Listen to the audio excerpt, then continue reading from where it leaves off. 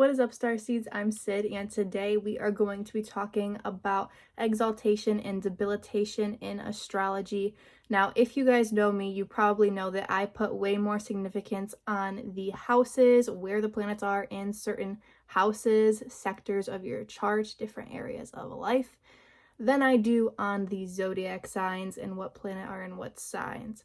That being said, this video is about the signs, what zodiac signs certain planets are good to have in, and what zodiac signs certain planets are bad to have in. What planets like certain signs and what planets dislike certain signs. Certain zodiac signs are kind of like environments for planets to be in. So certain planets don't do well in certain zodiac signs. They can't get done what they want to do in that sign. Hopefully this will make sense to you once I go over what zodiac signs certain planets are exalted in and debilitated in. So exalted means the planet can do what it wants to do, being in that environment, being in that zodiac sign. Debilitated means that that planet can't get done what it wants to do in that zodiac sign. So exaltations are good, debilitations are bad. Point blank, period. If you have a planet that is debilitated, it is okay. I have debilitated planets myself. I also have exalted planets, but I also look at Western, Vedic, and Draconic astrology, and using those different forms of astrology, the zodiac signs are different. So let's get into these placements. First up is the sun. It is exalted in Aries and it is debilitated in Libra. You will notice when we go down this list that the exaltation and the debilitation are opposites. So Aries is opposite from Libra. Aries is the first zodiac sign, Libra is the 7th. There are 12 zodiac signs that we're using today.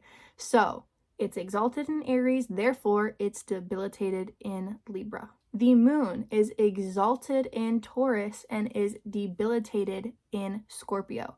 Using Draconic astrology, my moon is in Scorpio. That's not the best place to have your moon in. Mercury is exalted in Aquarius. Aquarians love to communicate.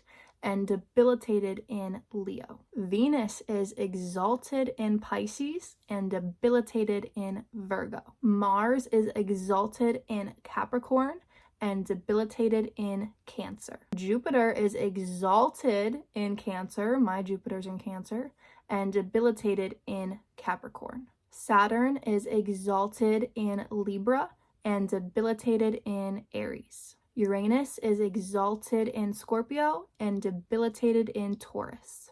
Neptune is exalted in Leo and debilitated in Aquarius. Pluto is exalted in Gemini and debilitated in Sagittarius. Using Western astrology, my Pluto's in Sagittarius. North Node is exalted in Gemini and debilitated in Sagittarius. South Node is exalted in Sagittarius and debilitated in Gemini. So if you have one of these debilitated, they will both be debilitated. If you have one of these exalted, they will both be exalted. Mine are both exalted because my North Node is in Gemini and my South Node is in Sagittarius. Your nodes are always going to be opposite. Lilith is exalted in Gemini and debilitated in Sagittarius. Chiron is exalted in Sagittarius and debilitated in Gemini. My Chiron is in Sagittarius. Vertex is exalted in Pisces and debilitated in Virgo. Asteroids, there's some people who put their opinion out there, but it's really all opinion based. That's really all I have for the exaltation and debilitations, but I want to tell you guys real quick what planets like to be in certain houses because I think that is really interesting too, especially because I'm a girl who loves talking about houses. So Jupiter and Mercury like to be in the first house. They like to be in the east. Sun and Mars like to be in the 10th house. They like to be in the south. Moon and Venus like to be in the 4th house. They like to be in the north. And Saturn likes to be in the 7th house. It likes to be in the west. Also want to point out about the nodes that they are usually in retrograde, so for the nodes to be direct is more rare.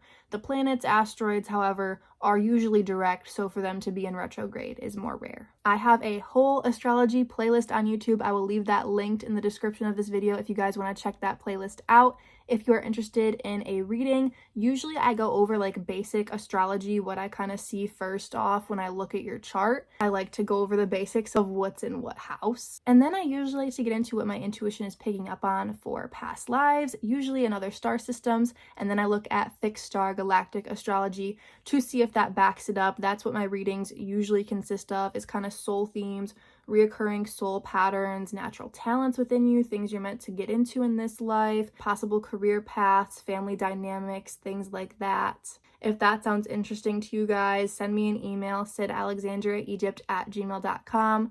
I also offer qhht and BQH, which is basically past life regression, or at least hypnosis enough to relax you to answer questions from your higher self. Hope you guys enjoyed this video. Peace out.